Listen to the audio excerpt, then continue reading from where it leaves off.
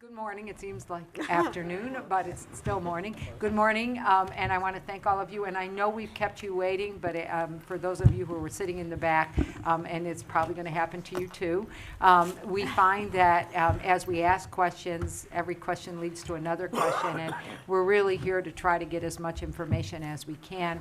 So I appreciate your patience in waiting to testify. We're going to start again by each of you having the opportunity to make as brief an opening statement as you can, because as you saw, we always have a lot of questions, and then we'll go into the questioning period.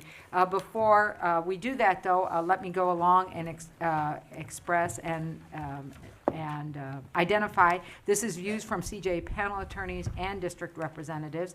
We have James Broccoletti, a CJA district rep from the Eastern District of Virginia, Pleasant Brodnicks, from a CJA district representative from DC, Natalie Harmon, a CJA administrator from the Federal Public Defenders in Western District of Washington, Jeffrey Lindy, a CJA district rep from the Eastern District of Pennsylvania, Edward Rimza? Correct.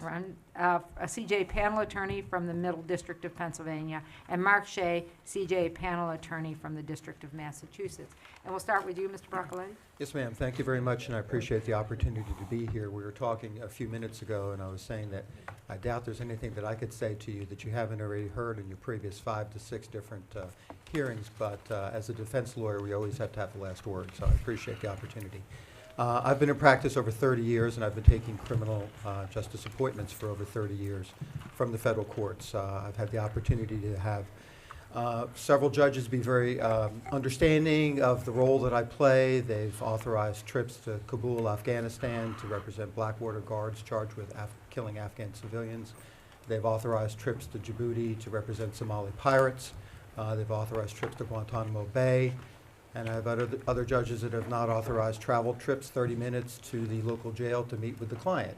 And so I guess the point that I'd like to make and would probably emphasize throughout the entire process is just the disparity and the differences and the randomness by which judges approve and don't approve things. We have a wheel system in which the next judge up is the next judge that gets the case. And that determines so much of what a CJA lawyer can do and what opportunities they have to be able to see the client, work with the client, investigate the case, and do the work that's necessary. So I look forward to our discussion today, and I look forward to hopefully providing some insight into our job and working in the trenches and how difficult it is. Mr. Brodnicks. Good morning, Your Honor. Thank you for the opportunity to be here.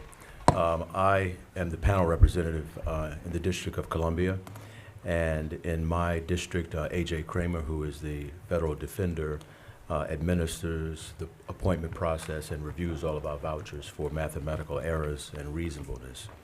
I'm proud to say it appears from the AO report and numbers that in 2013, fiscal year 2013, our attorneys used experts 40% of their cases. In fiscal year 2014, the number that we've received is 25%, although I don't think that's correct, because I know we're always fighting over investigators and experts. I mean, you know, you get a big case, and it's to be an investigator in the District of Columbia is a full-time job, because there's not enough of them, actually.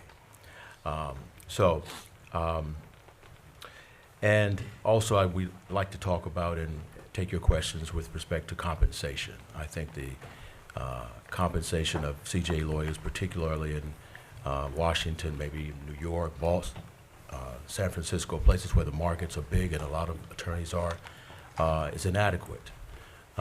There is a case out of the D.C. Circuit that maybe Judge Walton is more familiar with than I am, the Laffey case as an index that in cost-shifting cases, like civil rights cases, someone who's 1 to 3 years out of law school, where the fees have been shifted, their fee would be $331 an hour.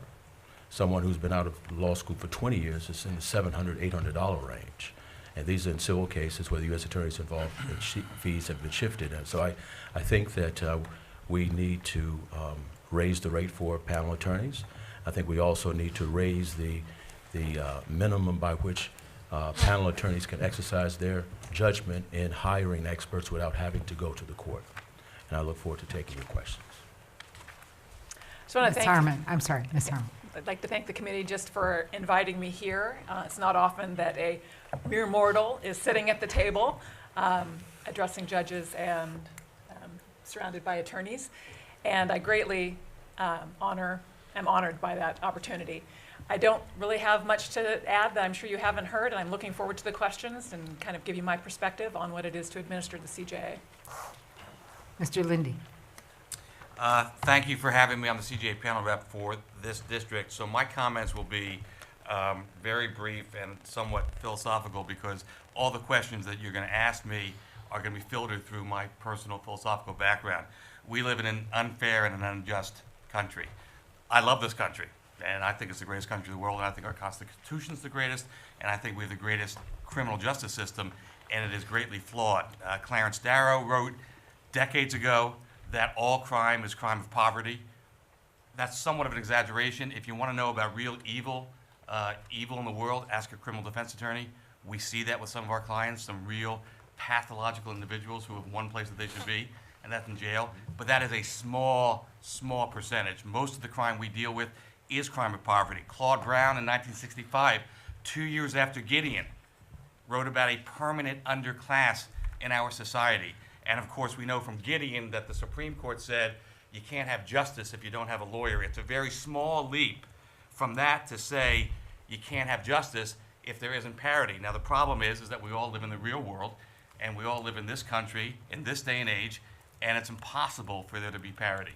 I wish there would be, and I think I will have some colleagues who will disagree with me, but there will not be parity. So in an unjust world and in an unjust society, how do we devise a system where we get the maximum amount of justness? Okay, this is why I'm a CJA attorney. This is why I do criminal defense work. I used to be a prosecutor. There was no doubt in my life that I would end up on the defense side, and this is why. When I played football in high school, I used to, piling on was about the worst thing you could do as a little kid playing football. Why? Because it was unfair. There was a guy down, and you piled on. And that was, of all of the different infractions in football when I was a kid, that was the worst, because it was unfair. And as a CJA attorney, that's what we're fighting against all the time. In my mind, every question that I hear is going to be, my answer will be, how do we get this system to be as fair as possible, considering the context that we're in? Mr. Rinza. Thank you, Judge. Good morning, everyone. My name is E.J. Rimza. I am a CJA attorney in the Middle District of Pennsylvania in Williamsport. I've been on the CJA panel for approximately 12 years. I'm also a member of the panel management committee. I'm happy to say that for the most part, we've had in the Middle District a good rapport with not only our judiciary, but also the Federal Public Defender's Office, which has been an enormous sense of assistance and help with those of us on the panel.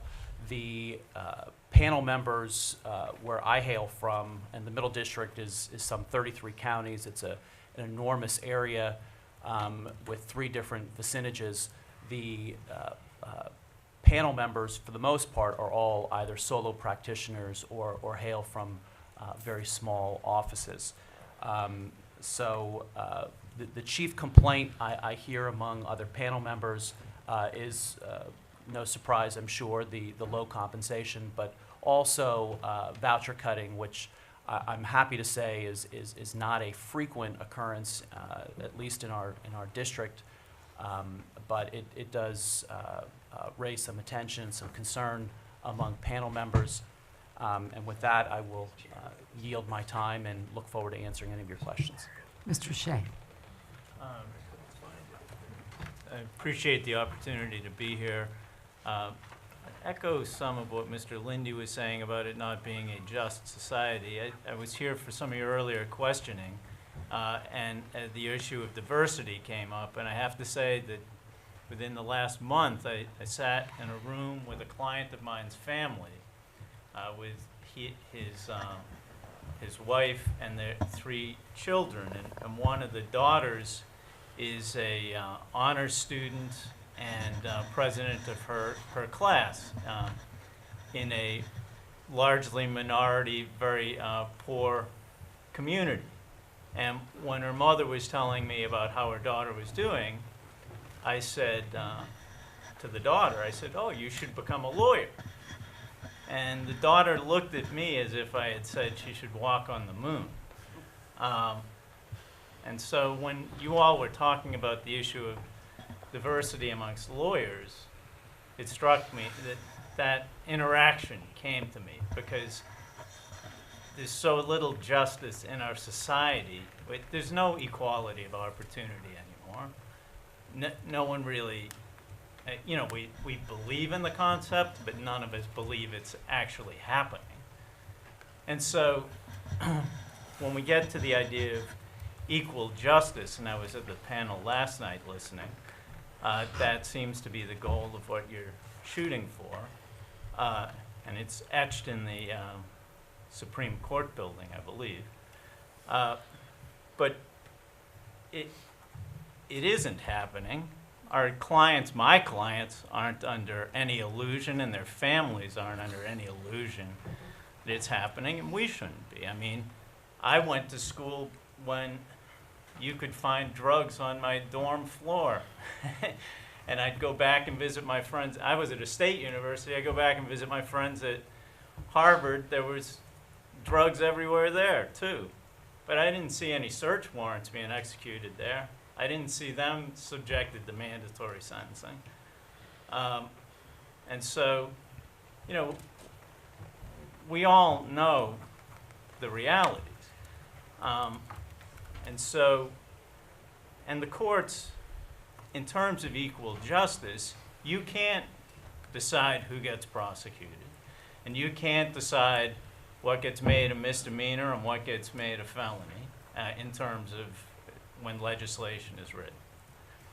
But CJA and the federal defenders, we are the people who can still try and bring about justice and make these families feel that they have some human dignity and that people actually in the system care about them. And to me, that's one of the most important roles for the lawyer. And when CJA funding is under attack, to me, you're attacking the group that actually, for your ideal of justice, can bring it about, or at least bring about the optics of it. I'm not saying that I'm able to bring about justice in every case I handle. I wish I could make such a claim. But you know, if you really have any interest in justice and at least these families feeling like there's any justice, that somebody cares about them, cares about their son or daughter, husband, brother, you know, you really have to back us so that we can do that job. The last thing I'll say is I'm on a board of directors for state bar advocates, which are Massachusetts equivalent of CJA lawyers. And I like to ask the lawyers there to run a test of, would you let that lawyer represent a relative of yours? And I can say that, you know, when I look at the Federal Defender's Office, at least in Boston, I would let any of them represent a relative of mine. When I first got on the CJA panel, I would put that number at about 90 to 95%. It's probably dropped to about 80% now.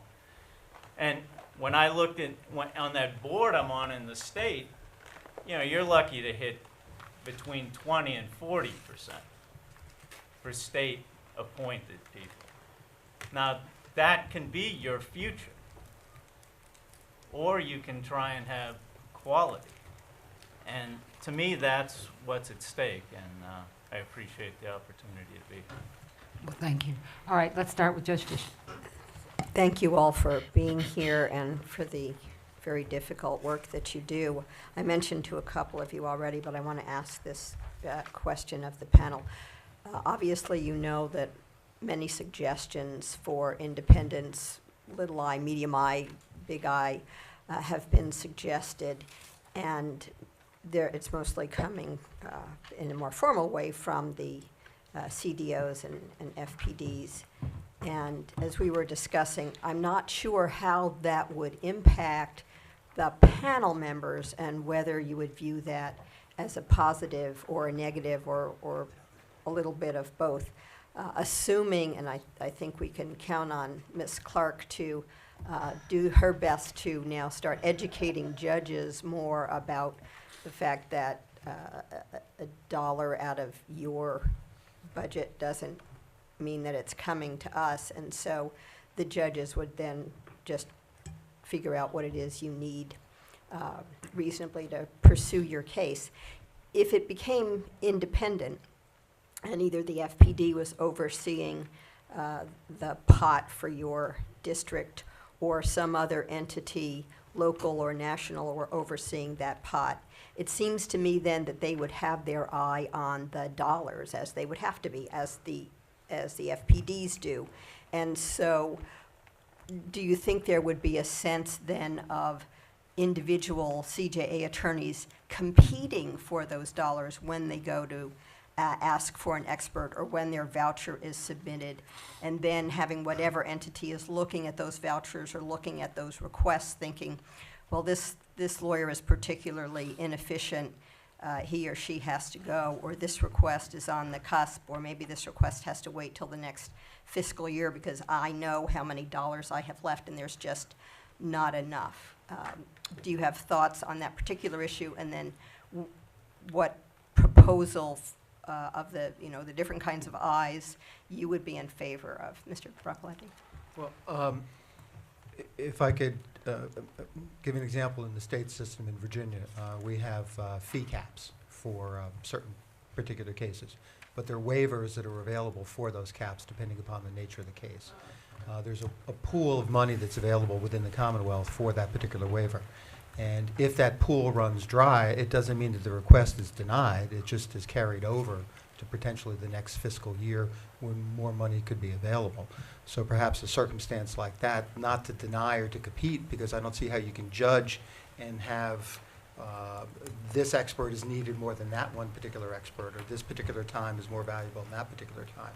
I don't think you could put a conflict in of that nature, but just maybe perhaps some sort of waiver and some sort of ability to carry it over till the more money is available. Does it mean your voucher isn't paid until the next fiscal year, or your expert can't be hired until the next fiscal year? Well, I think you'd have to probably work with the expert. You need the expert, you need the time. You can't continue the case because you need to try the case or to have the case resolved in some sort of fashion. So I'm not sure exactly how that would work, or I know sometimes vouchers are delayed for whatever particular reason. They have to go up to the circuit, chief of the circuit, for that person to make a decision. That takes time, so vouchers are delayed in a number of, and vouchers were certainly delayed during the sequestration for a period of time, so we've been able to deal with that before. Mr. Broadnax? Your Honor, is your question related more to experts, or I'm sorry, I maybe don't understand. It's related to, now you're going to have a specific amount, if it comes out of the judiciary, it comes out of this system, and you're going independently to get your budget from Congress. Now, I assume the local districts, like the FPD in that district, is going to have its own budget for CJA, and somebody's going to have to figure out whether to approve the vouchers, whether to approve expert requests, and as it gets toward the end of that budget, what happens with that money? Well, I guess I don't know the answer to the question, what happens now when we get to the end of our budget, if it's already exceeded or about to be exceeded when we're in the AO. If we're about to be hit a cap, then where does that money come from? I would presume that if we took that model, and I guess I'm more in favor of any of the I's, probably of the little I, something like the Sentencing Commission, or I would presume that there would be some projections that would be based on past expenditures and maybe administered by a national office, not just the Federal Defender's Office, so they could have a 30,000 view of the picture. I would presume that if we reached a point where money was about to run out for a particular line item, that we could seek additional money from Congress or from the A or somewhere. I don't, that's in an area that I haven't really studied, to be honest with you. But I think that if we were to have more independence, a little I independence, I think that would be a good thing. I don't see how it can't have an impact. When you're looking at the bottom of a bucket, that you are like kind of weighing apples and oranges. So I don't really see how it can't have an impact. That being said, I think there are ways in which we could do a better job of managing the funds that we have, like the process by which attorneys are paid right now, not waiting to the conclusion of a case for vouchers to come in. And I definitely think there needs to be a cushion between, I'm going to jump around a little bit here. I got a lot going on. There needs to be a cushion between the funding of experts so that cases can move forward and defense can proceed. And there shouldn't be that concern for, are we down to the bottom of the bucket? And separate from that, how vouchers come in. If vouchers came in on a more consistent, regular basis, where we could monitor, or there could be a better monitoring system for what is in the bucket, and someone's projecting out way further in advance than what's currently happening, and wages are adjusted, costs are adjusted, and statutory maximums are adjusted, and that bucket is adjusted as all of those things shift, that we could do a much better job with the funds that we have and know what's coming down the pike, and be better from a budgetary standpoint as far as our costs for CJA. Is that too convoluted? Mr. Lindy? I'm in favor of as much of the CJA function as possible being brought within FDOs and CDOs. We are extremely lucky in the Eastern District of Pennsylvania to have as our Chief Federal Defender Lee Skipper.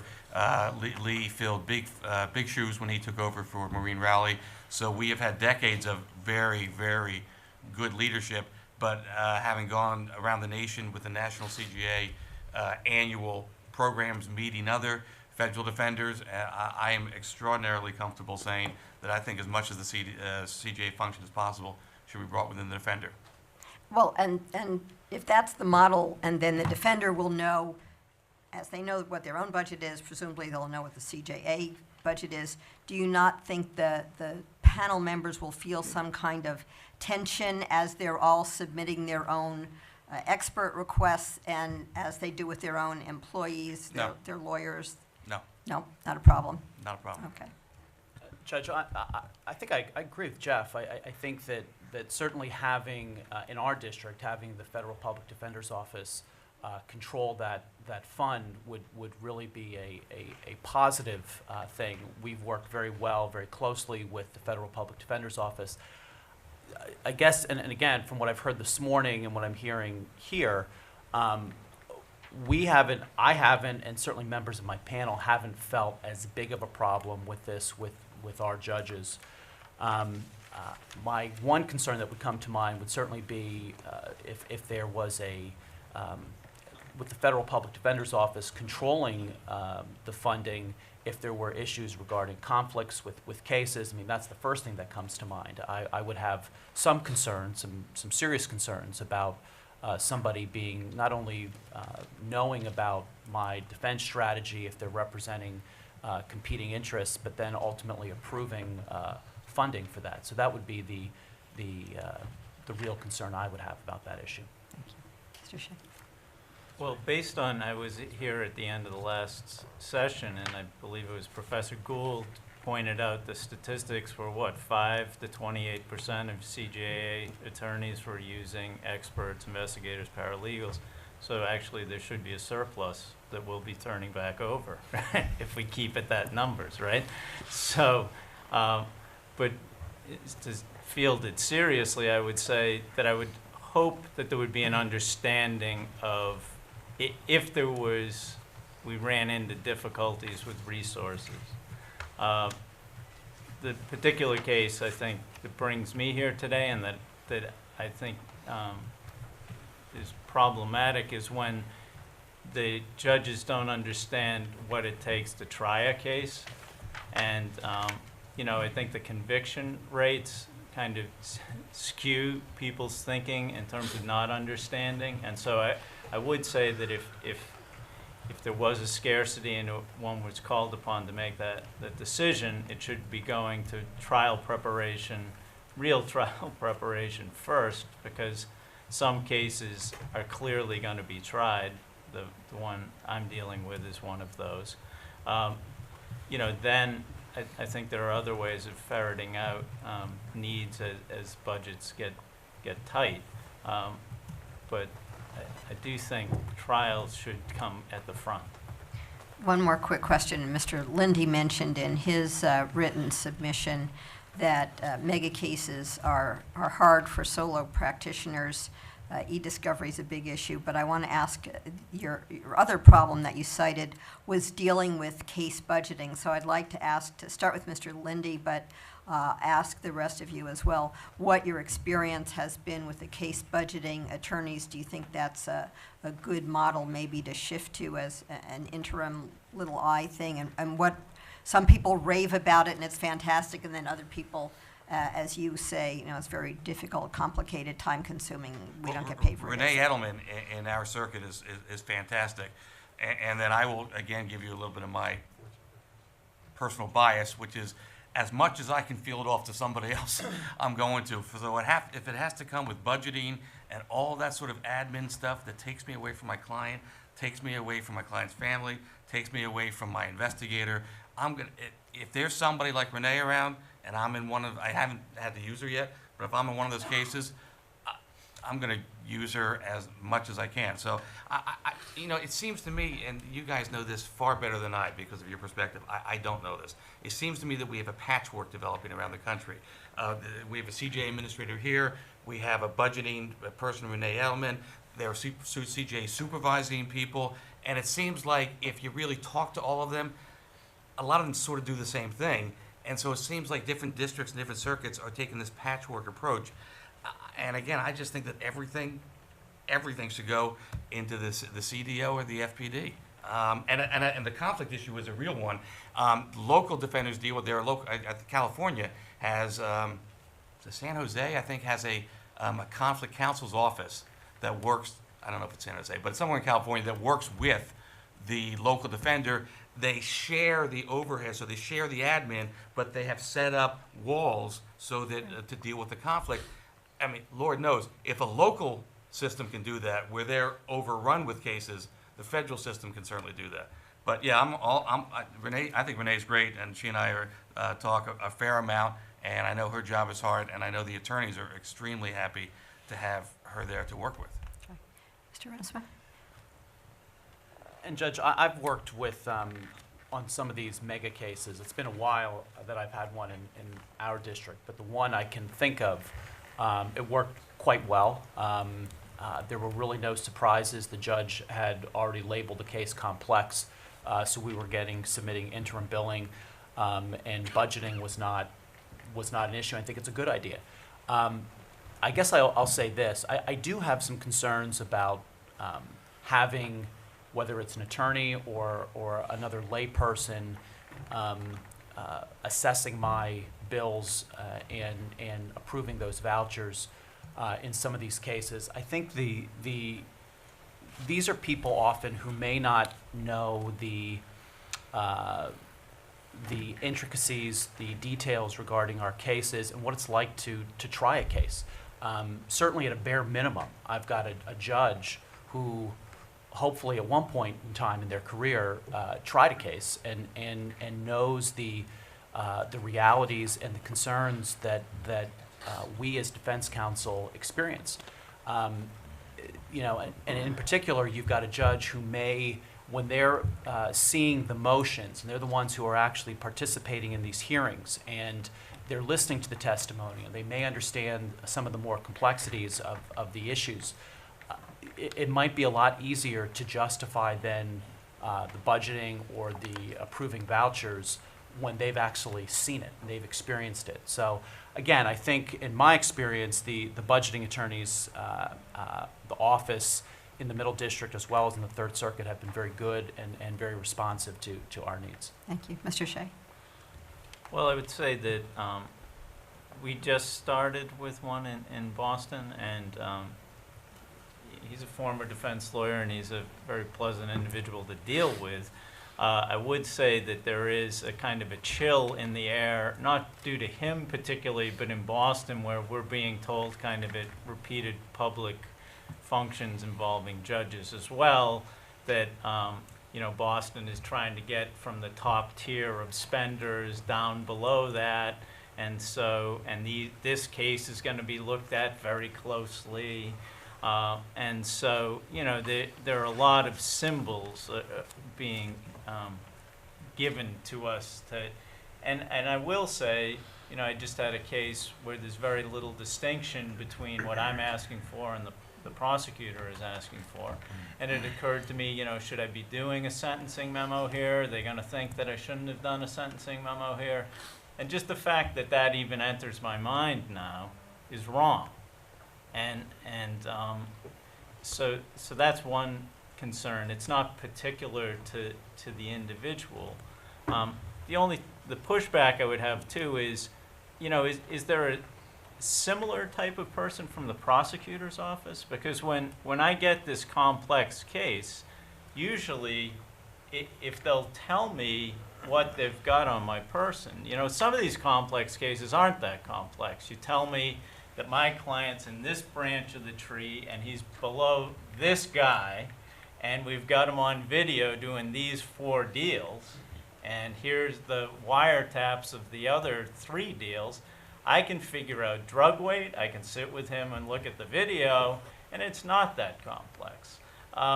And my bill's not going to be that high. But if they won't tell me where it is until we're getting to a potential drug weight hearing or something, it does drive the bill as we all search for the needle in the haystack.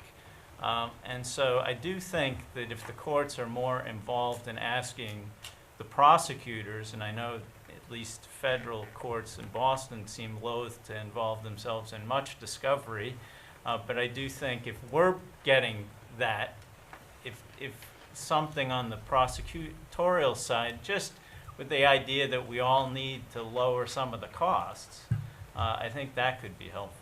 Thank you. Mr. Brocklight? The Fourth Circuit just appointed Larry Dash, who was a federal defender for years. And Larry is now the case budget director, and I think he's extraordinarily helpful to all of us. I think it's a wonderful tool for us to be able to use. Larry runs interference for us. We submit the budgets to him on cases that exceed the statutory maximum. Cases are going to be complex. He works with the lawyers in determining how to best phrase it so it's understood. Instead of just saying discovery review, which drives people crazy, list the issues that you're reviewing and wiretaps or whatever the circumstance. And then I think it's much easier for him to go to the chief judge and to say, this is what they're doing and this is what they need. And he's done a tremendous job in training us and training the panels so that it's much easier at the end of the game rather than fighting the battles. You've already set the tone and given the examples of what need to be done. And I think that the case budgeting director is a great idea.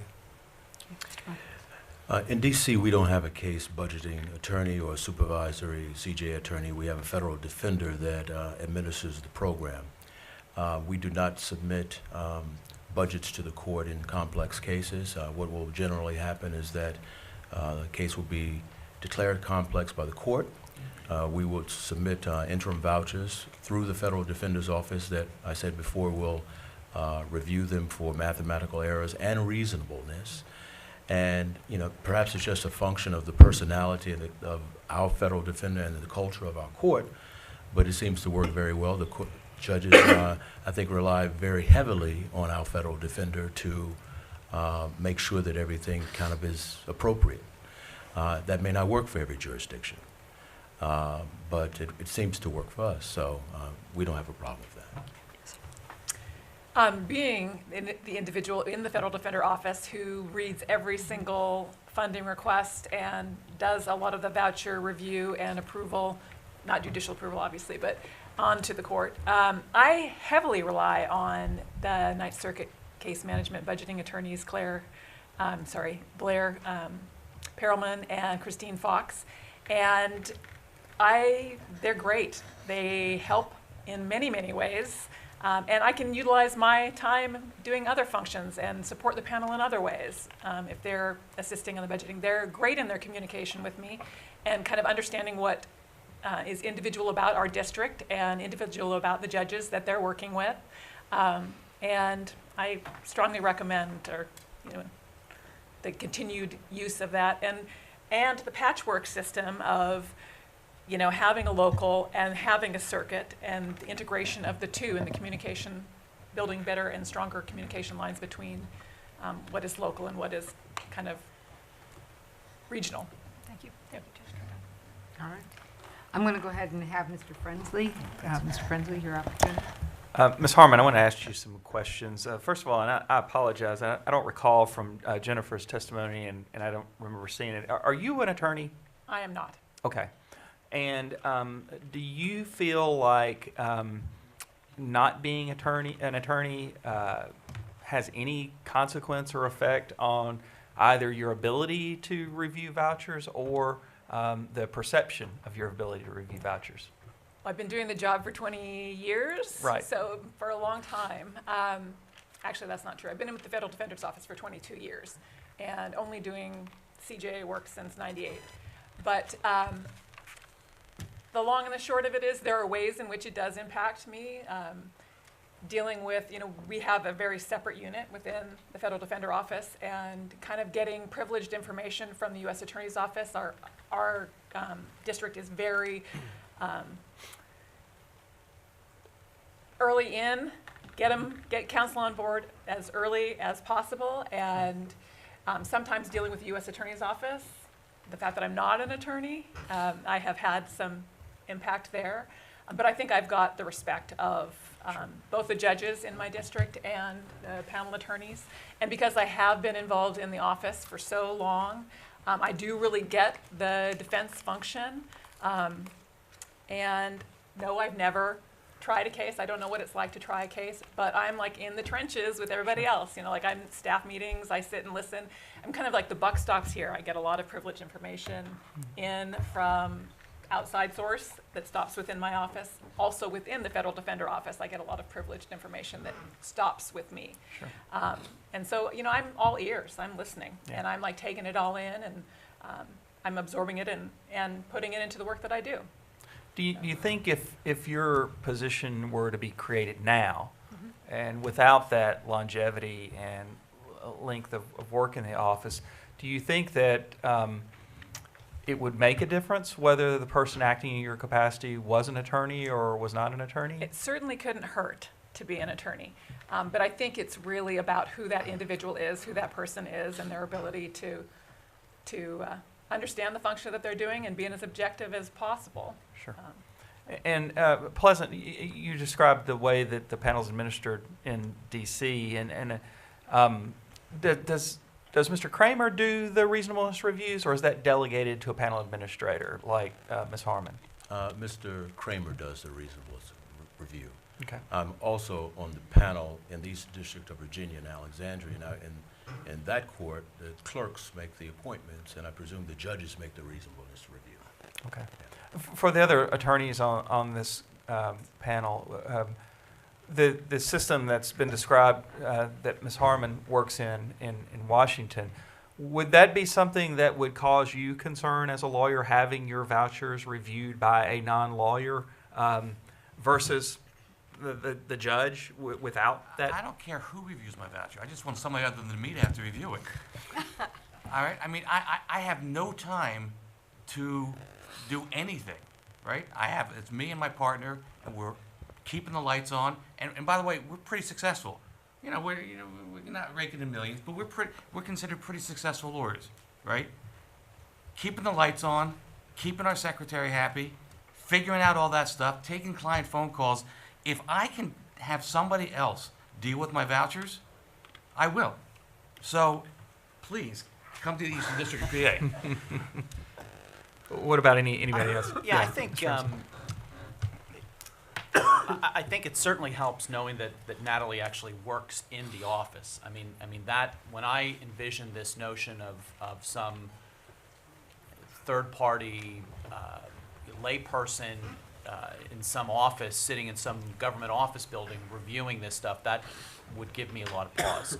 I think it would be, and certainly it sounds like there are ways to eliminate any potential conflict given the setup in Washington. So again, I don't think that would not give me as much of a concern, particularly given the fact that there would be somebody who is in the trenches, so to speak, who knows day in and day out what it's like to fight and to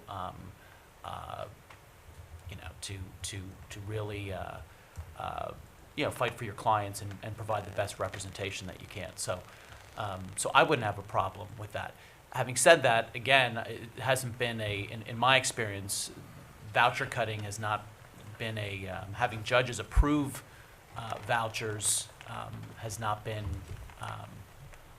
at least in the Middle District. Third Circuit's a different story, but at least in the Middle District, it has not been a very onerous process, and I can think of a handful of times where vouchers have been cut, but have been very limited, and getting money for experts has not, in my experience, has not been a problem. Is there any, oh yeah, go ahead, Yeah, James. we don't have any sort of administrator in the Eastern District. As Pleasant was saying, we have 4 districts, 4 divisions within the district, each of which are completely autonomous, and the left hand doesn't know what the right hand is doing. And I'm supposed to be the CJA panel rep for 5 years for the Eastern District. I've never been to Alexandria to talk to anybody up there. I've never dealt with the clerk's office up there. I didn't even know that the position existed before I got appointed to it, and which is sad. So in this particular, where we are, if we could have somebody that would be, as Natalie does, that type of work, but I think that person would have to be regional or localized so they could understand the nuances and the distinctions and differences that go on in our district as opposed to Alabama or Maine or whatever the case may be. I think, number one, that's important. I think it is important for them to be an attorney, to be able to understand the job that we do and what we have to do. And that's where I think the problem comes in. I was talking to Judge Fisher earlier. That's where the problem comes in with some judges that are well-intentioned, good-hearted, want to do the best they can, but they've never set foot in a criminal court or understand a criminal case. And I think they get to be short-sighted in respect to that because they just don't have the experience as to what we do and why we have to do things. Again, I'd rather have somebody understand that I need to see a client 5 times to explain a case, and spend that time, and not have a voucher cut saying that I spent too much time, and then have to turn around and try the case for 2 or 3 weeks because I didn't spend the time that was necessary. And that's why I think an attorney who would be sitting in that position would have a much better understanding of what our role would be and the difficulties that we have and why some things that we do are so important and they may not necessarily show up on paper. Would you still feel that way about it needing to be an attorney or your preference being for it to be an attorney if it were someone whom had a long-standing relationship or involvement in the defense function or indigent defense or something like that? No, I think that possibly that could work. I just don't want you to pick somebody out of the air Sure, who right. just got out of a particular school and majored in finance and economics. Right, yeah. That wouldn't have a clue as to what we were doing or what we were talking about. I Or think that'd be- like a judge? Well, the same is true, though, of an attorney right out of school. You don't want to pluck an attorney right out of school Correct. to You that have to have, position. yeah, you have to have some experience and some knowledge and some understanding of the world that we live in and what we do. But don't you, to me, what's more important is what that person perceives as who they're reporting to and what their job is. So if they perceive, I'm going to only get to keep this job if I locate cuts of 5–10%, right? That to me is more important than whether they're an attorney or not an attorney. It's really how they perceive the job, why they have the job, who they're reporting to, and what the person they're reporting to expects, because that'll change things. In Boston, I haven't ever had problems with the bills being cut until I ran into this one particular case where it's not a bill being cut, I'm not being paid, period. But it seemed to work at times to me. I used to think that the judges who approved my bills saw my hard work, saw the efforts I had done, saw the sentencing memos, and approved the bills because it was clear to them I had done the work. That seemed fairly straightforward, but honestly now I'm calling it into question in my current situation. But I'm not sure that handing it off to someone who perceives their job as budgeting and getting budgets under control is going to be better for lawyers. Well, and that's a great segue to my next question to Ms. Harmon, and that is placement of someone in your capacity, whether they, and I guess we understand now the difference between a supervisory attorney and panel administrator.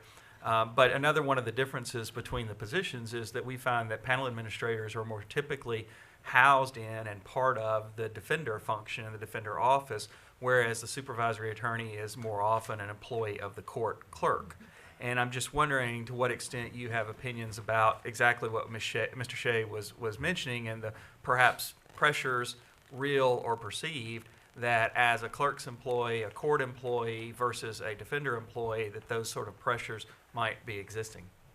Well, I'm a firm advocate for it being within the federal defender or community defender system. I think that it's most advantageous to the panel attorneys if the defender office or the community defender office is managing the panel and doing voucher review and budgeting components to it.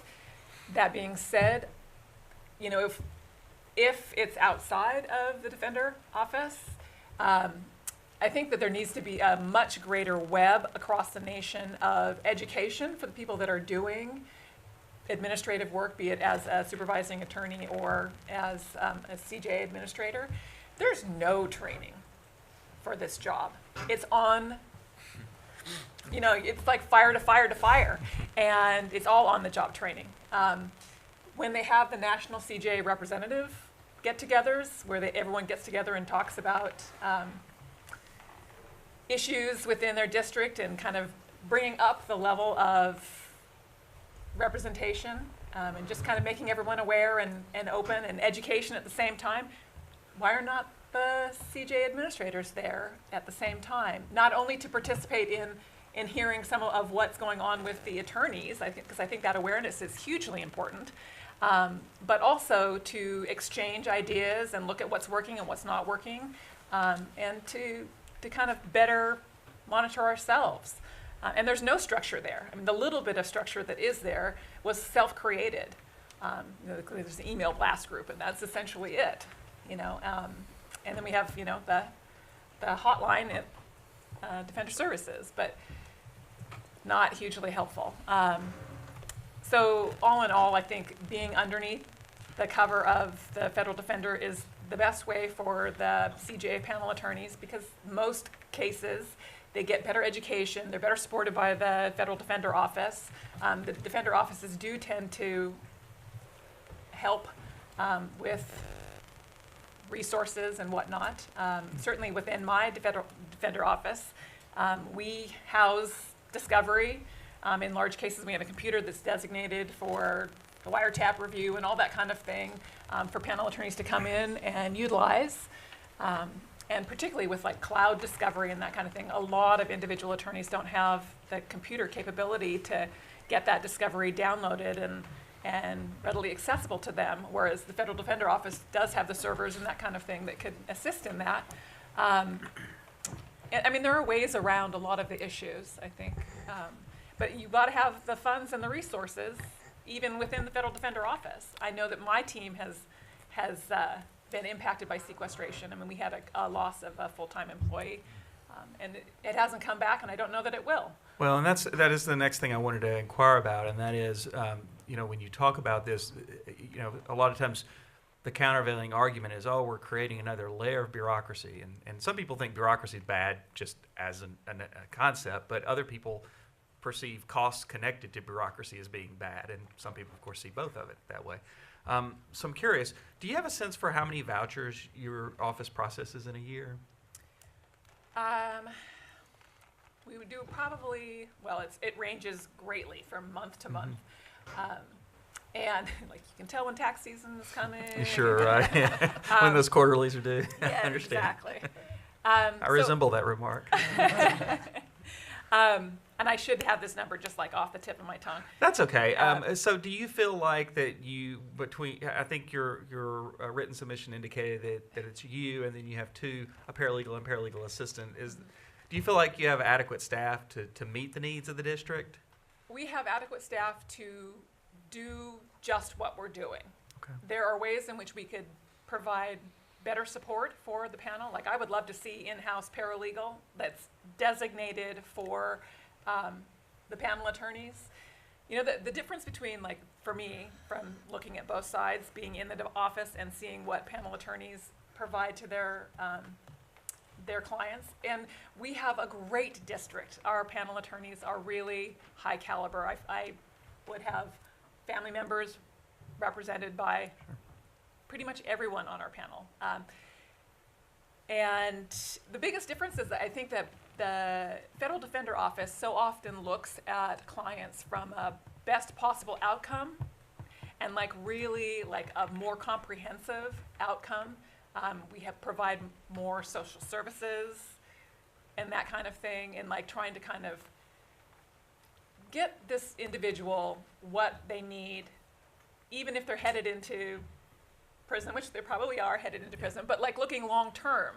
Sure. Whereas the CJA attorneys don't have that kind of resource to them. And in my experience, the attorneys that are more kind of, I'll say, social work focused, their bills tend to be more scrutinized by the court. Yeah. And I think that's a disservice to clients, period. I mean, it's hand in hand with the funding for expert services. I just have two other quick questions I want to ask. First of all, is there a formula or work measurement or something like that helps determine staffing for this function?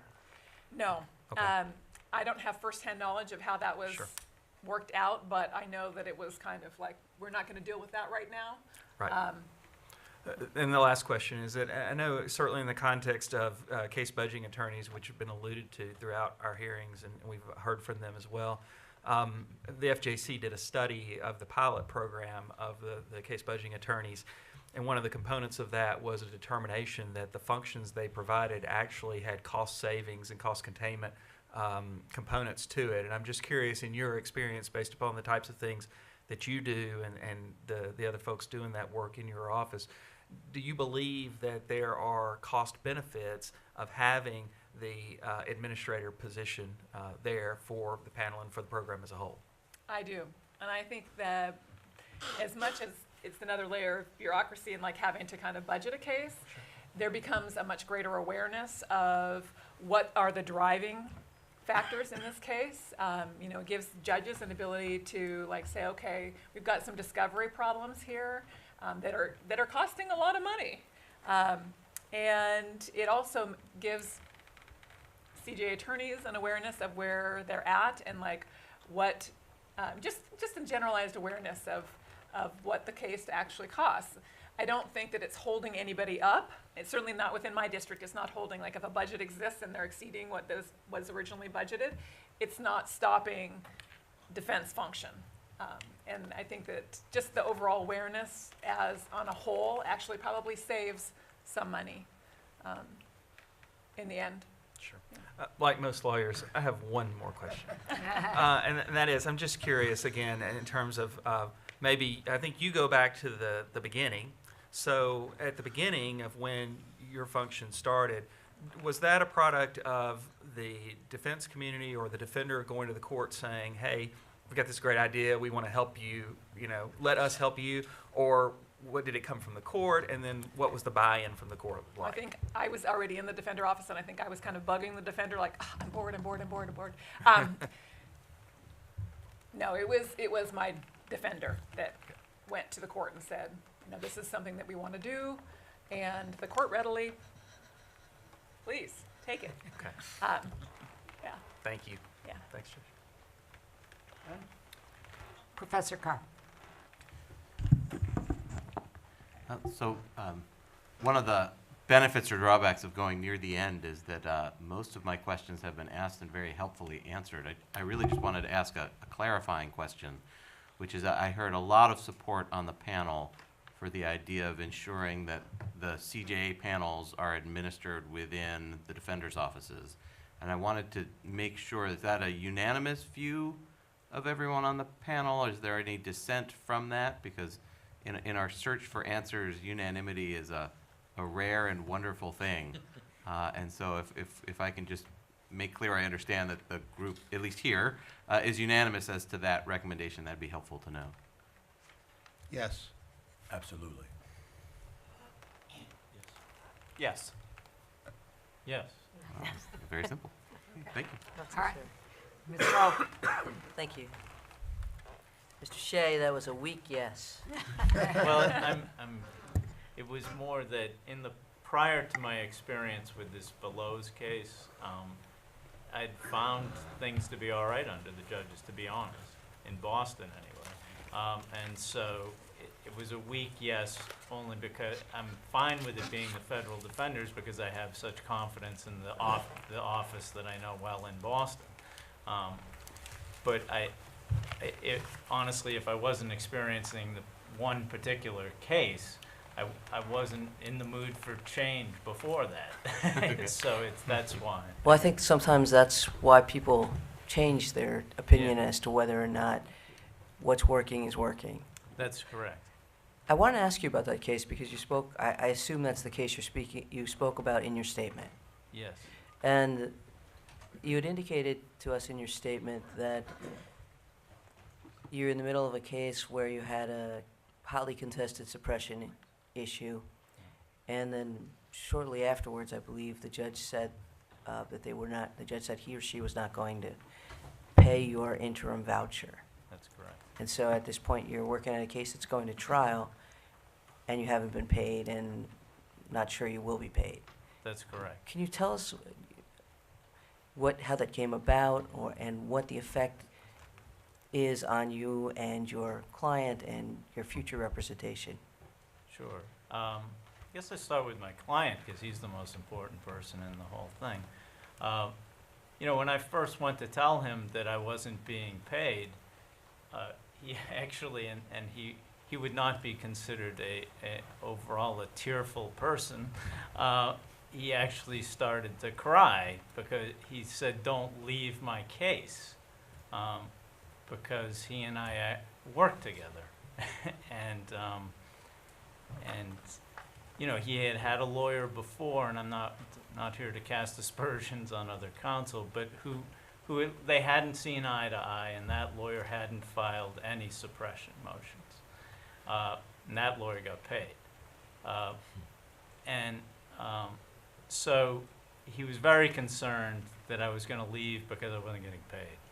I assured him I wasn't going to leave because it's just not how I view my role. I guess what I found particularly troubling was, and I still find troubling, I think the judge made errors in his rulings. And so at the same time that he's refusing to pay my bill, and he's literally saying that I spent too much time on suppression issues, I'm looking at his ruling and memorandum thinking that he's made errors and I need to challenge this. That's where, for me, the rubber hit the road on there's a real ethical problem here. And so, that's why eventually I filed the recusal motion.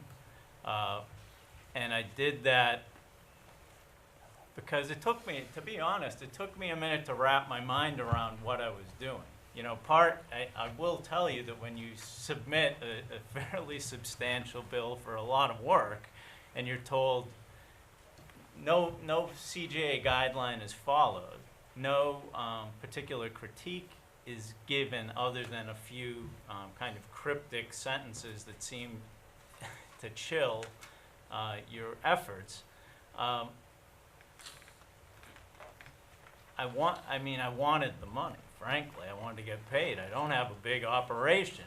But honestly, what I thought back to was, no, this is for my client. And so now I'm going to flip this, and we're going to play this the way it should be played, which is what's in the interest of my client.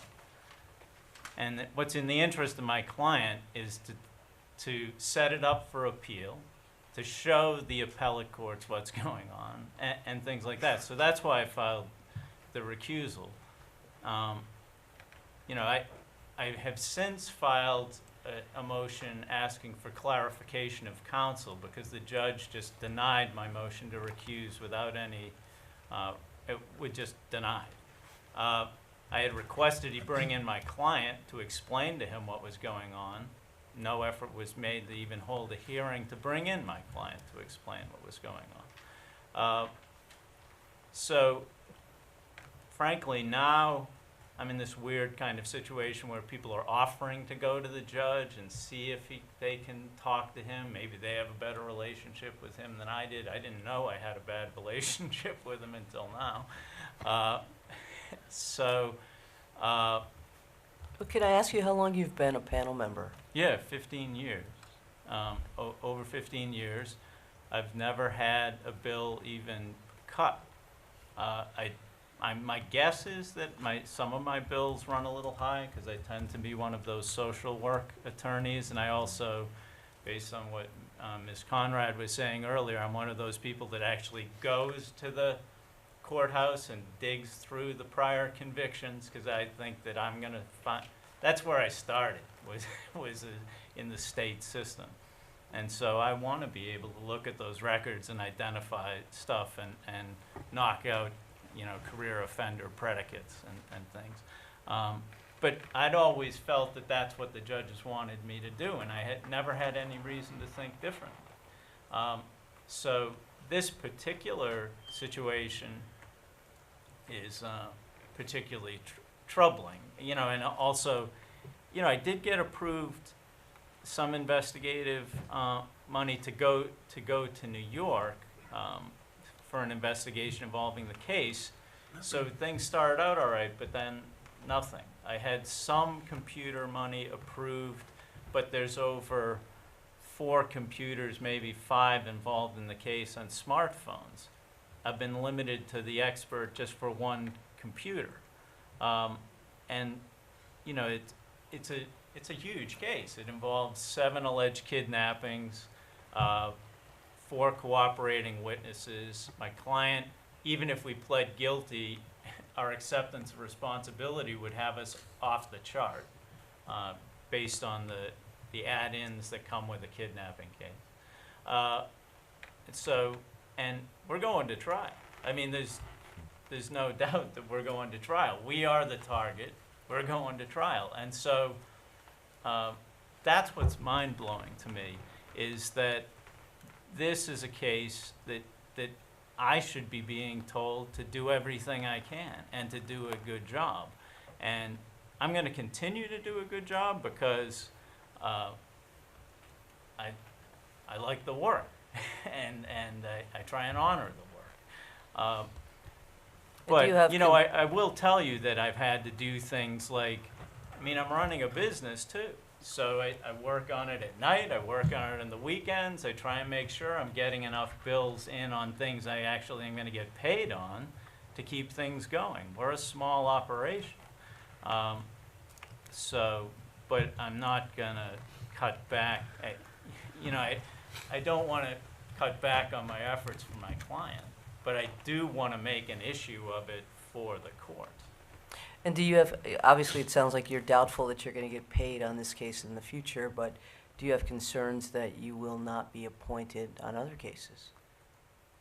I don't think so, but I don't know. I feel like the other judges appreciate my work. I didn't know that this judge didn't until now. Maybe, I don't mean to personalize it too much, but it's an odd situation, frankly. Can I clarify, do you know how long that judge has been on the bench? No, but he's been on for a while. And I've been before him before. That was my next one. And never had any difficulties. So, yeah, I'm not sure exactly where we went off the rails here, but part of what I've been trying to do is get back in front of him to find out where we went off the rails, and I can't seem to get there. To me, though, you just play it as an opportunity for the client at this point and hope to get paid someday. Mr. Rimza, Yes. thank you. Let me ask you a question. You've made a couple of references about in your district that things are fine as far as voucher payment from the district court, but not so much from your circuit court. Can you give us some more information about that? Certainly, and let me clarify, I think I might be in a little bit of the same position that Mark was in with response to. And could you get a little closer to the Sure. With response to the question from Professor Kerr, certainly if the mood is to centralize a CJA panel administrator, if that is indeed the case, I certainly wouldn't be opposed to that, and certainly wouldn't have a problem. I think if there had to be a place where who would oversee it, it should be within the federal public defender organization or its equivalent. I only pause because, again, like Mark, I've not experienced some of the problems that my colleagues have had over the years. So certainly if it would be that it was moving in that direction, that's where I would like to see it go if it was changing. Before you go on to the next thing, let me say something about that. I did notice that earlier, before Professor Gould's question, you had said that you felt comfortable with the review being with the court. And the reason that you gave was because the court has seen the hearings and the trial and been part of all that. And what immediately came to mind when you were saying all those things was that most of the cases, the overwhelming majority of the cases, never have hearings in front of the district court judges. They don't have trials. They don't necessarily have hearings. They have a plea and a sentencing. And I think we can all agree that if a case doesn't go to trial, could be an incredible amount of work that's done. It has nothing to do with a judge observing you do it. It's all about what you're doing in the background, what you're doing with your client, what you're doing in investigation, what your legal research and writing that may never get to that judge. So I was just thinking that because you had said you had no problem with the review because the judges see so much more of the case, I was wondering where you were coming from with Sure. I think part of that is, it certainly is based, I think, in part on each of the individual judges. But certainly in these multi-defendant drug cases, for instance, that we often see, where I am getting, multiple discs of discovery that I have to copy, that I have to go through, that I have to review in order to get to the point to determine whether or not the case is going to result in a plea or a trial. I think the judges are sympathetic. I think sometimes if I've been appointed where I might be the second or third attorney appointed in the case, the judge also knows that this is a difficult client. This is somebody who a great deal of time has to be expended on client management. And in my district as well, I might have a client who is an hour and a half away that may need their hand held, that may need a lot of work to develop that relationship, that trust. And again, in some of our districts where I'm at, it's a vast district. I might get from time to time an appointment out of the Scranton vicinage or the Harrisburg vicinage, which is an hour and a half away one way.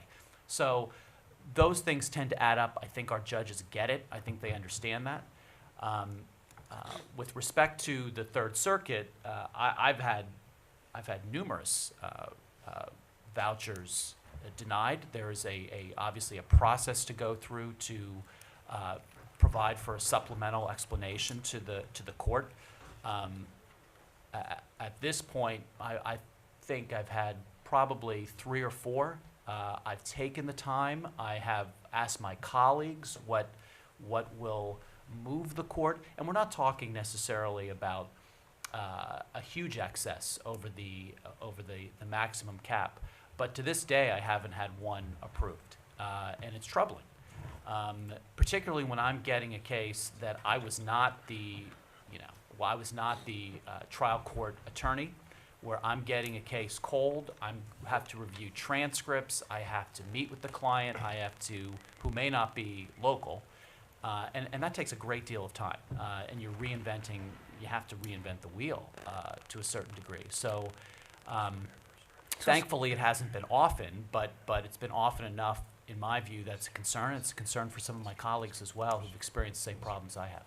And it sounds like what you're referring to are are bills for appellate work. That's correct. So the circuit, what about the circuit when they review the excess vouchers, the excess compensation vouchers? From the district court? Yes. I've not had I myself have not had a problem there. Have you heard of and- other folks in your district?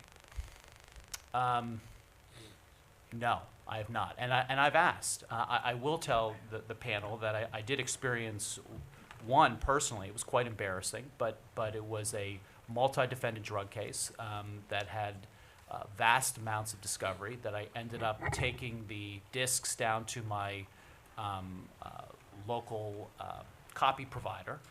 I didn't specify whether or not I wanted colored copies. He made colored copies. And it was an enormous amount of money, several $1,000s, that I was embarrassed about. And I told the judge, I indicated, I contacted our federal public defender, got some advice from him, from Mr. Wade, who you heard from earlier, and steered me in the right direction. I wrote I believe I had to file a motion. I provided explanation. I did everything I could because the case was finished and the discovery was the discovery was all the same. So I contacted my colleagues right away to say, listen, don't go and get this stuff copied. I have copies. I removed the stuff that was pertinent to my client and then tried to be as resourceful as possible to be able to save some expense so they didn't experience the same thing. But I'm happy to say that was approved. It went through the district court and ultimately was approved by the circuit. And it was a lesson learned. It's something that I'll never repeat again. But I haven't had those. I haven't had experiences where other people did not inform me that they've had problems getting the circuit court to approve the district court bills. Thank you. Mr. Lindy, you have been nodding your head a lot when Mr. Risman was talking about the circuit court. Could you tell me about your experience in your district or your district experience as you know it with regard to whether or not there are voucher cuts, excess compensation voucher cuts by your circuit, and or appellate work voucher cuts? So the distinction between district court vouchers and then straight up Third Circuit work. I think the Third Circuit has been fine with excess compensation. I am particularly guilty for out of time requests, submitting bills out of time, and I'm getting a little flack, but that's on me. That's my fault. But in terms of the excess compensation, I have not heard complaints about that. There has been some complaints about cutting within the district. The Third Circuit, I was nodding my head when you were speaking. Our Third Circuit is I'm not trying to be particularly polite saying this. It's a really good. I mean, we have really good judges. It's a really top flight circuit. However, when it comes to CJA work, I just think they're way off base. I think there should be there is a Third Circuit panel that they keep secretly. I mean, I found out about this. I've been doing this since 2006. It was probably 2011 before I found out there was a separate Third Circuit panel. And I don't really know why they have the Third Circuit panel because people get cold appeals all the time who don't ask for them. I didn't mind getting cold appeals, but the cap is almost always adhered to. When the cap was lower, so we're talking, I think we're probably talking around 2000, 2002, 2003. When the cap was lower, I always exceeded the cap. I was always cut down to the cap. I would write a letter. It was the same letter every time, very polite letter. I like doing this work. But if I keep getting cuts, I don't know if I can stay on the panel. This is before a CJA panel rep. And I would always get another $1,000, which is still much less than I had a conversation years ago with a Third Circuit judge who I love. And he's passed away. And this was a friend. This was a friend of the defense. And this was a guy who understood the guidelines and just how abhorrent the guidelines were. This is before, obviously, the guidelines became advisory and not mandatory. And I had a conversation with him one time where we were talking about bills and vouchers, and first he said, no judges like doing this, and I said, okay. And then he said, but why does this issue, when he talked about an issue, why does this take 5 hours? It takes me an hour. I said, Judge, you're brilliant. That's why it takes you an hour. For us mere mortals, it's 5, 6, 7, 8 hours on that. And, we shared a laugh, but this was this was a judge who's on our side with stuff. And the point is that when it comes to Third Circuit work, everybody on panel, almost to a person, the attorneys who do the trial work wish they didn't have to take the Third Circuit appointments. I think there should be not just a separate Third Circuit panel, a sort of secretive panel for cold appeals. I think there should be a separate Third Circuit panel, period. And I think there'd be enough attorneys who would say, yeah, I want to do, enough trial attorneys, I wouldn't be one of them, but enough trial attorneys who would say, yeah, I want to do that. Because right now you have a lot of appeals being done that aren't being done all that well, and just by trial attorneys trying to get it out, and they'll take whatever money comes in. And is that because in your circuit, you're required, trial attorney is required, once they file the notice of appeal, basically they're going to be, how would I say this? Stuck? Yeah. Is that what you're looking for? Yeah, yes. I was stuck. trying not to say that, but thank you. Yeah. And With what- the appeal. And what I do is I bring in I bring in attorneys who are very close friends and colleagues of mine, who I know are really good at appeals. I'm not saying that I'm not saying that I'm bad at appeals. I just don't particularly like it. And I've argued in the Third Circuit plenty of times, and I think I do okay. I don't really enjoy that. So I bring in guys who are really good, and I end up paying them, and I end up paying them regardless of whether I get paid or not. So it is a cost of doing business for me. I always lose money, always, 100% of the time, doing Third Circuit cases. But I staff the cases so that my client can get a good appeal and get a brief done. Sure. Mr. Shea, I have one more question for you. When you made your opening statement, you said that when you first got on the panel in the District of Massachusetts, that you would recommend almost any of the attorneys to someone in your family as far as representing them. And now it's probably about 80%.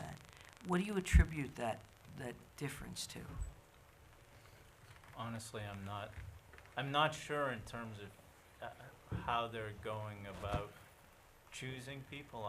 I'm not involved. Could you bring the microphone a little Sure, closer? I'm sorry. I'm not really sure in terms of how they go about choosing people. I know that some of the newer people who got on are very fine lawyers. I don't know if it's that it appears that some people are leaving. I mean, the economics of doing this in Boston are pretty tough. And so, You're referring to the rate? yeah, and if you're also running into headwinds and not being, look, criminal defense attorneys are used to not being appreciated. But, the level of the vow of poverty you're supposed to take now in Boston is kind of rough. And I know a number of lawyers who are sharing offices. I mean, literally, and these are some of the top criminal lawyers around, and they're sharing literal offices, not office space, the office, because of the square foot cost. And so, if you're basically being told, here in Boston, we're going to start cutting the bills, and you're looking at the costs, and I just received my Social Security, how they send you and tell you, oh, this is where, I think it was something about $1,700 a month if I work till I'm 70. Wow, super. So, you can see why people might think this is a bad idea. My office furniture I bought used from AIG. When we painted my last office, I had my mother helping me out painting. We're willing to take certain things that we have to do the work we love, right? But at a certain point, some people maybe have better financial sense than I do. Take a walk, and that the quality of representation is going to go down if that starts to happen. Thank you. Judge Cardone, may I respond to the Sure, question? sure. In D.C., we have two panels, one for the circuit and one for the district court. Just because you're on the district court panel doesn't mean you're going to make it on the circuit panel. Mr. Kramer administers both panels. I know he's on the committee for both the circuit CJA committee and the DC committee. If I were to have a problem with the way things operate, it would be sometimes the timeliness of the excess voucher review at the circuit. Okay. Cuts are not generally a problem. Probably the best circuit designee we had in the DC circuit to review and get vouchers out quickly was a guy named John Roberts. Okay. What's he doing now? I think he got a promotion or something like that. So that would be my, I think Judge Walton yesterday mentioned or was questioning someone about whether it would be necessary, why is it necessary to go to the circuit once a district court judge who's seen the case, seen the trial, has approved the matter. I mean, if a district court judge can find an act of Congress unconstitutional, don't you think they would be qualified to sign a voucher of $30,000? Yeah, it would seem like that would make sense to me. I think we need to raise the statutory maximum. I think we need to give district judges more autonomy to get people paid quickly. And the only time the circuit I could see would need to get involved is if the district court judge denies the voucher, and then the judge, the panel attorney can then go to the circuit and say, look, I need some relief. That would be my thought. Thank you. I have a question for you, Ms. Harmon, about you are both, you're sort of in this hybrid situation. So I want to ask you, because we've heard a lot about CJ panel attorneys, how they get paid, the struggles they have to get paid. And one of the questions I have for you has to do with, do you find that a lot of the cases, the idea is that the public defenders or the federal defenders take those cases that come on, and they take a certain number or percentage of the cases, and then the rest are distributed to CJ panel attorneys, whether it's because of conflicts or whatever, or too many cases. And oftentimes that happens because there are single defendants, and those are the cases that get assigned to the defenders first. And then those more complex or conflicted cases go to the CJ panel attorney. So my first question has to do with, do you find, because we're talking about cost and the ability to go to a judge and ask for experts and to get help with these difficult cases, and yet the defenders have a staff of a lot of people. And yet they're a lot of times representing single defendants, or perhaps the person that may not be so, I don't mean to say so complex, because sometimes they have the lead defendant. But do you see sort of that disparity? Do you see a disparity where a lot of times the CJA panel attorneys have the mess to clean up, but they don't have the funding to do that? The resource for it. I wouldn't really put it that way, that they have the mess to clean up. Sometimes, and this is where it's great to be a panel administrator and to be doling cases out, as well as doing the back end side of things, because we don't always assign the federal public defender to defendant number one. Sometimes we'd assign, and then it kind of depends on what rolls in, how defendants roll in. But I don't have a problem giving defendant number 8 to the federal public defender's office and giving 1, 2, 3, 4, the rest, whatever, out to the panel. And sometimes defendant number 8 has way more cleanup stuff, social service needs than defendant number 1. And how do you determine that when you're just assigning cases? It's random. For the most part, it's random. It's just luck. Okay. Because we don't know, 1, 2, 3, 4, and 5 could wind up retaining counsel. Or you assign the federal defender to number 1, and 2 weeks later they have retained counsel. So there's so many variables in how much the federal defender office can actually guide a case if they are involved. Okay. And I would like to see within our district more use of actually appointing a separate attorney to kind of do more case coordination. It's similar to having a budgeting attorney or the CDAs that are out there doing discovery, but kind of more coordinated defense work on large defendant cases or large discovery cases. In Mark's case, I would step in and I would talk to him and I would go to the judge and I would have a behind, closed doors conversation with the judge about what's going on here. Is there anything that I can do? Is there anything that you need to see? Frankly, I think he needs second counsel on board. And I think that there's some reins there that that need to be loosened as far as the number of cases that actually have a second attorney appointed. I know I'm off of your question a little bit here. No, but, that's fine. But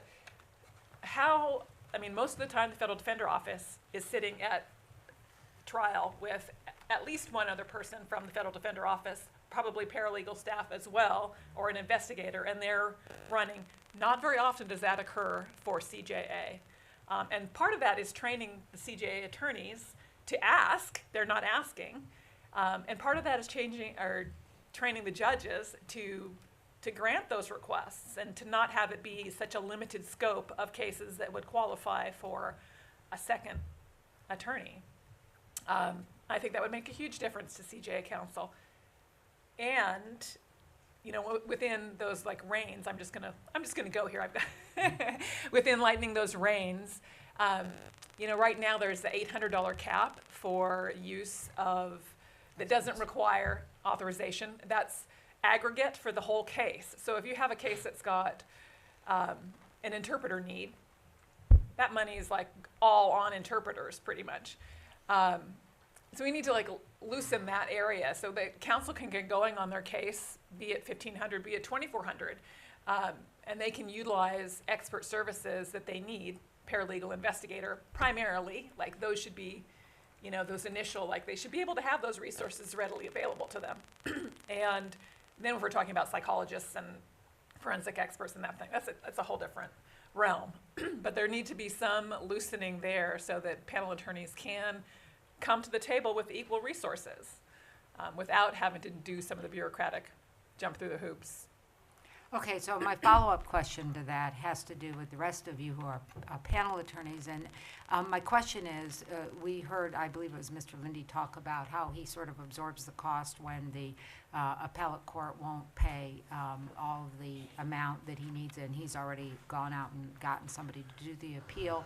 I know in my district, we have a lot of Spanish speakers, and a lot of our attorneys either speak Spanish, so they don't have to get interpreters, which keeps the cost down, or they have, because we have non-Spanish speaking, they have their secretaries or someone play that role, and they don't have to go out and get Spanish speakers at a cost to anyone.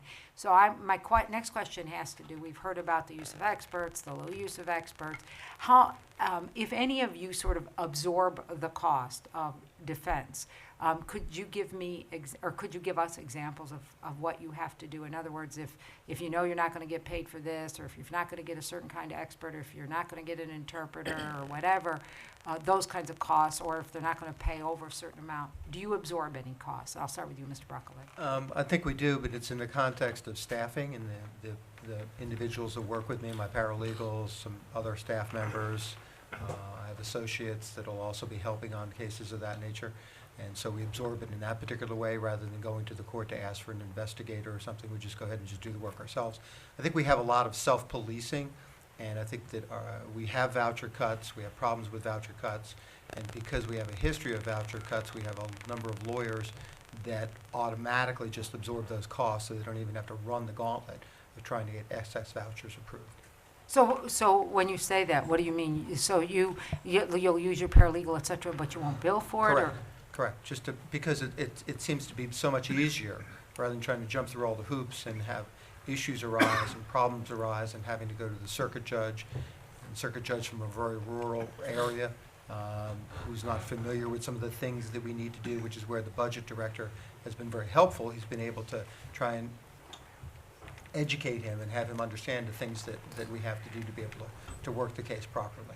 So a lot of those things will just absorb the cost and not even submit the bill for. It just makes life easier. All right. How about you, Mr. Brown? Well, we don't have a problem with voucher cutting. I will tell you sometimes, one of my investigators that I use is Spanish speaking, so I can kind of kill two birds with one stone. Oh, am I speaking? I couldn't. Oh, yes. We don't have a problem with voucher cutting. But one of the investigators that I use is Spanish speaking, so I can kind of, cover two things at once. I will tell you, over the course of my practice, getting back again to something going to the circuit, to wait a long time, if it's a close bill, I'm sure a couple of times I've just submitted whatever it was and just taken a couple $100 loss, so I wouldn't have to wait a month for the check. I was a business major in college, so I tried not to lose money, but, that's an instance where I did, yes. All right. Mr. Lindy, and anything other than the appellate Yes, I work? mean, so first of all, let me clarify about the brief. I don't bring in outside attorneys. These are colleagues of mine. I'm the lead attorney. Okay. So I lose a ton of money on Third Circuit briefs. I'm the lead attorney.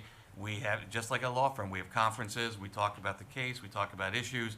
They might put down a first draft. I might put down a first draft. But then we're going to go, the brief goes through draft. I lose thousands of dollars on Third Circuit cases. And I just look at that as a cost of doing business.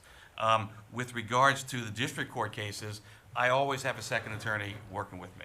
And I learned from the defenders that two sets of eyes, two heads, two brains are always better than one. I don't believe in what the big firms do. 15 brains aren't better than one. That's just, generating bills for the client. But nobody can get, except for the very, very most simple of cases, and those do come along. The guy who comes in, you get appointed, he already started cooperating before you were appointed, and it's a simple drug case, and there are those cases. But by and large, any case that has to be, whether or not it goes to trial, any case that has to be prepped for trial, I am fully convinced at this stage of my career that two heads are always better than one, and I frequently don't even bill for that second head. Because I think a lot of the judges would say, why do you need two attorneys on this? So I just don't do it. All right. Mr. Arimson. I think I'm in the same boat as Mr. Broccoletti, that I've, with the small office, I have some paralegals, I'll use them, and, if I use them in such a manner, it's just easier just to eat it, rather than get approval and submit it. A lot of the work I'll probably do myself, and again, in my experience, there's not a whole lot of voucher cutting in the district court, but if it's just as easy to have a staff go and do it, then I just have them go and do it. All right. And Mr. Shea. I would say I eat a little bit of costs on paralegals now and then. And then, as Mr. Lindy was referencing, I do have, my partner and I will go over a case and things. If she's doing something separate and distinct, like, writing a motion or something, then we do bill for that. But if we're overlapping and it's more brainstorming and things, we will not bill for that. So we just absorb those costs. All right. Thank you. Thank you. How about in the back? Any questions? Yeah, of that Give the microphone. of that meager $129 that's we're paying you, how much are you actually making? What's your overhead? $139. Mine would be much less because I have a virtual office, but I think nationally the number was about $90-some for each lawyer per hour. Overhead? Yes. I think we did a survey several years ago. I think it was $90-some. Yeah. So I wish I could tell you what my overhead is, but I just keep an eye on my operating account, and it seems in the last few years just to be going down a lot. I think I'm in a bit the same boat. I don't have the actual numbers, but I think some of the benefit is certainly where I'm at. Certainly, the Middle District of Pennsylvania is not the Eastern District of Pennsylvania. It's not the Southern District of New York, and it's certainly not the District of Massachusetts in Boston. So I probably don't feel as big of a pinch as some of the others, but I do have a number. It's a small office, and certainly most, if not all, of the CJA panel in my district are all small, either solo practitioners or hail from very, very small offices, 5 attorneys or less. Looking back on it, I would have benefited from a business course, but I didn't take any. I don't know how to break it out exactly. I just know, my healthcare costs are pretty substantial. My office costs are pretty substantial.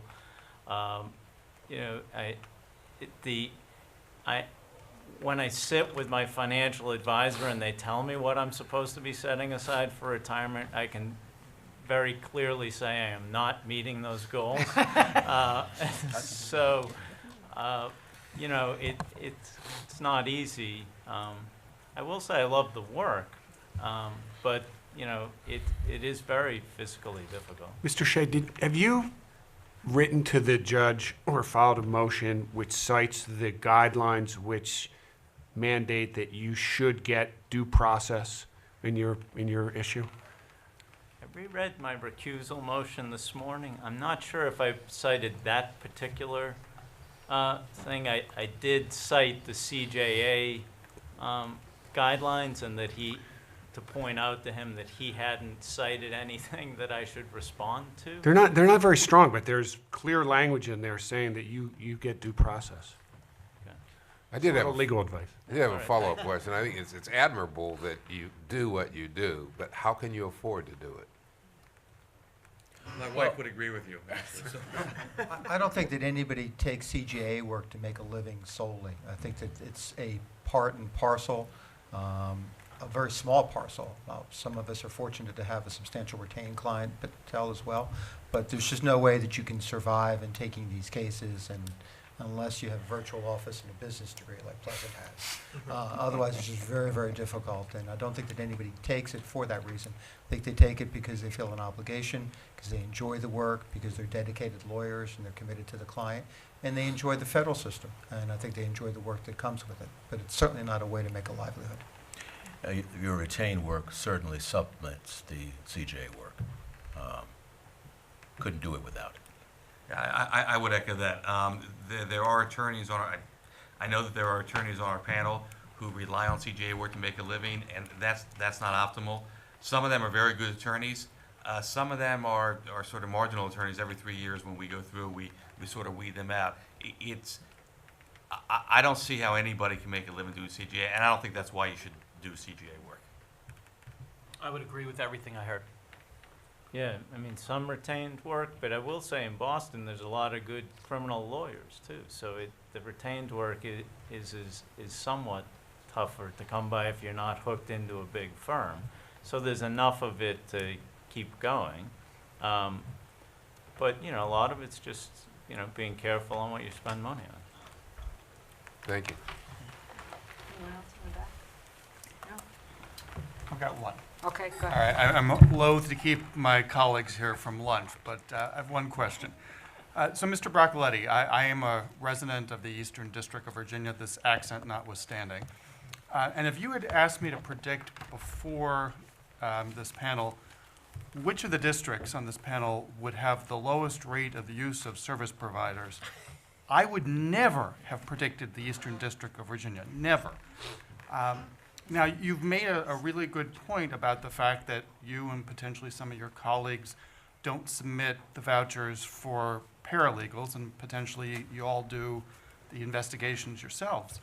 But my understanding of the caseload in the Eastern District of Virginia is that you'd have other cases that we might otherwise expect to see experts on, the terrorism cases, some of the drug cases potentially. Is there some other explanation that you can help us with for why? And by the way, you all aren't off the hook. It's just that I get to use my own district as the example. Why it is that the Eastern District is so low on the use of experts or service providers? No, and I was shocked when I found that figure. It's inexplicable. I certainly think that it could be a matter of education. It could be a matter of that enough lawyers aren't, for a particular reason, are aware of what they can do and how much they can get and the circumstances under which that applies. Some of them, I just don't know. How could you define that figure of 5%, and how could you explain that? And it's certainly not acceptable at all. So what things would you recommend that Defender Services or others should be doing to try to get that figure up? Well, both the Eastern and Western District federal defenders have been sponsoring a seminar or a conference lately in Charlottesville over the past couple of years. And that's been a wonderful thing, and it's free. You have to pay for the hotel room, and you have to pay to get there. But the conference itself is free, and they bring in national speakers. And that's been, I think, very helpful in educating the CJA lawyers, because 400 attend from the whole state, and educating them on the use of experts, on the ability to get experts, how to write the necessary motions. So hopefully we'll see that number start to come up as we continue those educational efforts. And if I may follow up, the District of Columbia, you have a fairly high rate panel use of experts or service providers. What are you doing differently, do you think, than in Virginia? Well, I practice in Alexandria as well, Oh. and perhaps. Not the virtual office, I'm getting confused. Well, you know, I practice. I started the panel in Alexandria first, and I became a member of the panel at DC in '93. I think it's a function, really, and I think Mr. Kamens, I don't know if he's in the room now, but in DC we have the federal defender that helps us with a lot of things. And if maybe the federal defender in the Eastern District of Virginia was in a similar situation to appoint lawyers to oversee the panel, it might help. And in Virginia, too, it's a different culture. It's the rocket docket. And, you know, you appointed a case. I remember my first experience watching a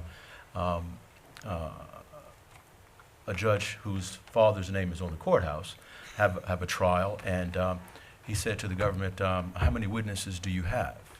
And the prosecutor got up and said, Your Honor, we have, this was a drug case, Your Honor, we have 7 witnesses. He said, 7 witnesses? This is not a 7-witness case. Pick your best 3 first witness, please. I'm sorry, go ahead. No. And so it's a different culture as well. So perhaps some lawyers in that district may feel a need to move quicker. Now, I don't think that's the same now as it was back in '91, but I think the culture still remains. And just to follow up on that, our federal defender is very good in working with us on the panel. In a number of cases that I have had, I've worked in conjunction with them. We both represented the same defendant. And so therefore, I wouldn't need to be making any application for experts. I'd just be using them, and because of their pool of experts and their resources. So that could account for some of the lower numbers, but I agree with you, 5% is unacceptable. Thank you all very much. All right. Again, on behalf of the entire committee, thank you so much for being here. We appreciate your time and your testimony. I want to say to all of you, if during today's testimony we elicited something that you want to add, or when you get home and you think of something, or back to your office or virtual office, you think of something, please feel free to add it, because we really want all of the information we can garner, so get in touch with us.